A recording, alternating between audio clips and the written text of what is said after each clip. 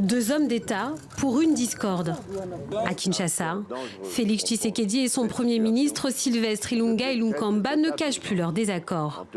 Dernier épisode en date, le chef du gouvernement a demandé des explications au président sur des nominations dans l'armée par ordonnance, mais sans l'en informer. Alors du côté des membres du Front commun pour le Congo, la plateforme de l'ex-chef d'État Joseph Kabila, les éclaircissements se font attendre. Nous tirons la sonnette d'alarme pour que les uns et les autres jouent pleinement les rôles. Le président de la République, en tant que garant du bon fonctionnement des institutions, il a prêté serment de respecter de manière scrupuleuse la Constitution et cette Constitution doit être respectée. Un respect de la Constitution martelé dans les discours du Front commun pour le Congo dont est issu le Premier ministre, fidèle, parmi les fidèles de l'ancien président Kabila. La coalition entre FCC et camp présidentiel pourrait-elle exploser?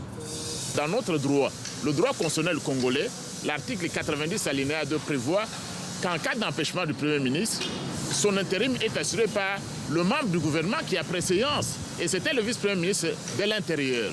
C'est lui qui avait préséance.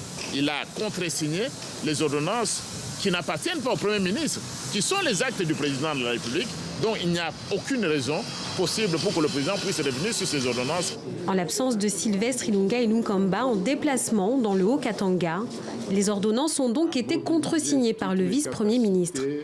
Certains exigent leur annulation.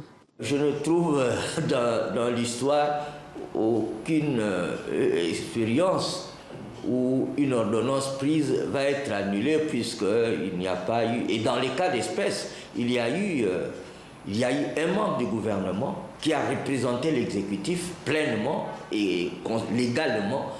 Donc je ne vois aucun motif pour qu'il y ait annulation.